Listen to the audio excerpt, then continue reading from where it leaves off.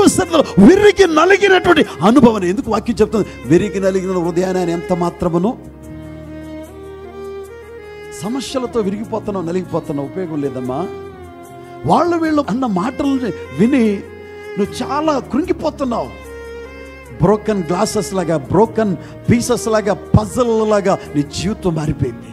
ముక్కలు ముక్కలుగా అయిపోయింది. వాళ్ళ వీళ్ళన్న మాటలకి, వేసే నిందలకి, చూసే చూపులకి, ఇచ్చే ఆ ట్రీట్మెంట్కి నువ్వు చాలా నలిగిపోతున్నావు, కృంగిపోతున్నావు.